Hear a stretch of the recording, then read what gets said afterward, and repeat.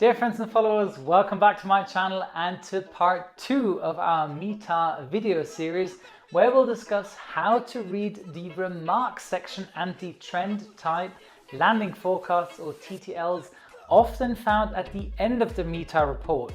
Now this is the part that can get most confusing even to experienced airline pilots, so be ready to use your brains again on this one. Decoding exercise is approved, no delay, and let's get started. Flight 4044, 1 3 right short and follow company ahead, hold short of November.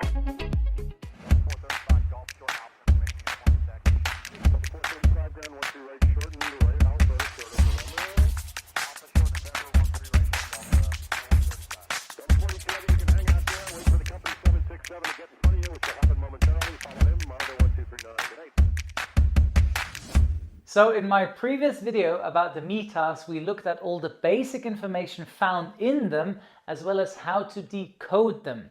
In this part, we're taking a closer look at all the strings of numbers found at the very end of a report, even after the air pressure, as well as why we sometimes sort of see forecasts like you would find in a TAF, a terminal aerodrome forecast, listed in a METAR. First up, let's talk about the remarks section found almost exclusively in the United States, which describes various conditions using a long string of numbers, such as the example you're seeing here from Los Angeles and New York.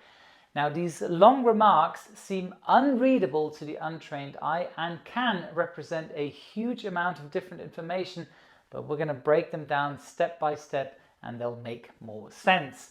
Now, beginning with our example from Los Angeles International, we see the following added after the air pressure. Now, our first key is the RMK, so meaning remarks. This is a standard code to display any additional or non-standard information, such as these strings we're reading here, or comments such as like a NOTAM or a warning. Next, we see the AO2, meaning that the station which took the reading is equipped with a so-called Precipitation Discriminator Sensor, which can tell the difference between rain and snow. Now, if a station is not equipped with the sensor, this remark will read AO1. Now, the abbreviation Sierra Lima Papa refers to sea level pressure. In this case, the sea level pressure is 121, would mean 101.1 hectopascal. Note that the decimal is always given here, which is unusual for pressure values in hectopascal. In other words, the last digit of SLP is always a decimal unit rather than a whole number. Now we see this again with the temperature in this code. Looking at this at first may seem like gibberish, but actually it's quite simple once you know what it means. Now the letter T designates that it is a temperature reading and is always followed by 8 numbers to describe the temperature and dew point at that field. Now this code is used in America to give readings in degrees Celsius with more accuracy, again by providing a decimal reading. The first number shown will always be either a 0 for a positive temperature or a 1 for negative. Now note that in the full METAR we saw that the temperature was listed at 16 degrees Celsius and the dew point at 11 degrees Celsius.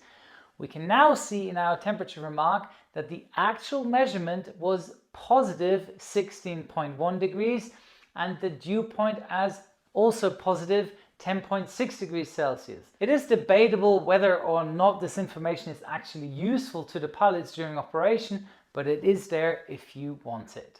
Now in our example from JFK, we can see a few more remarks have been added, so let's break those down.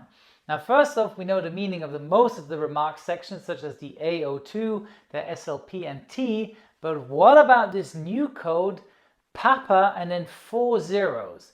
This refers to the liquid equivalent precipitation which has accumulated in the last hour and is measured in inches with 2 decimal places of accuracy.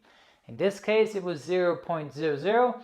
Inches have accumulated, meaning that the rain discussed earlier may have dried out or the sensor may be faulty. Our other news section describes rain at the airfield. Romeo Alpha is the standard abbreviation for rain, and the B stands for began and the E stands for ended. Now in this case, rain began 9 minutes past the hour and ended 23 minutes also past the hour. Note, the issue time for this meter was on the 15th at 0351 Zulu, so the hour this rain report refers to would be then 0300 on the 15th UTC or 11 local time on the 14th in New York.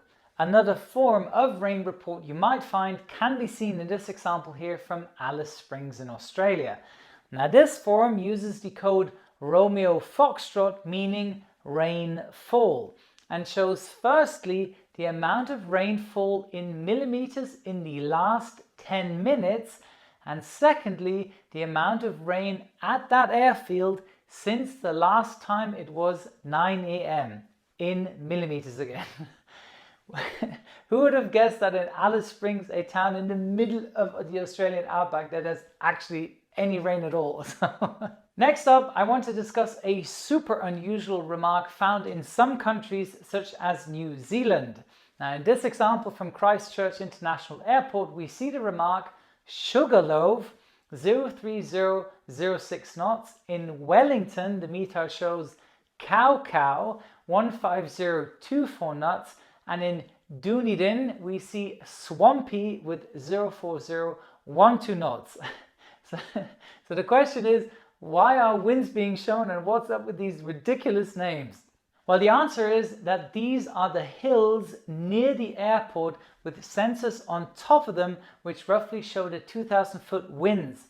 Now, since a prediction or a report of the 2,000-foot wind would have to be manually added every half an hour when a new report is issued, these sensors can give a fairly accurate reading automatically without needing a person to change anything. Last but not least, let's discuss the TTLs, or the Trend Type Landing Forecast. Now these remarks look nearly identical to a small TAF found at the end of some meters, typically when the weather is varying significantly or is otherwise very poor. The most important thing to remember is that the TTL always supersedes the TAF, or in other words, the TTL applies even if the TAF says something different. Also note that they are valid for 2 hours from the issue of the meter unless otherwise specified. In this example from Auckland International Airport, we can see that a temporary change has been forecasted in the remarks. Now let's break it down to get an idea of the forecasted conditions. The term tempo means a temporary change. It's important to remember that a tempo will only be valid for 2 hours and the condition listed will be active for half of that period, with each event not longer than 1 hour long.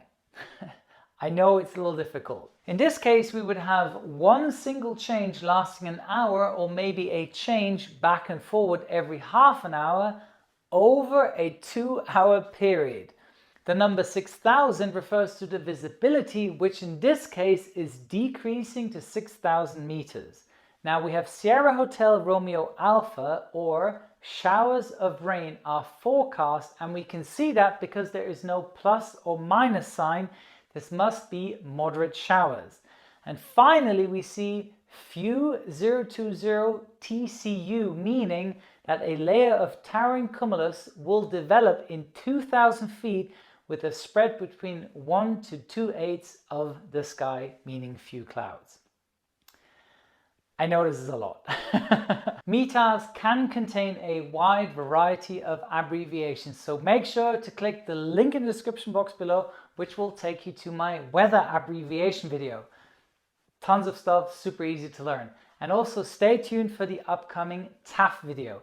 Also check out my website. We have all sorts of links to get to decoding training, abbreviations, helpful weather websites, whatever you need to know, it's all on my website. You'll find it there. That's it for today. Thank you very much for your time. I really hope you enjoyed this video.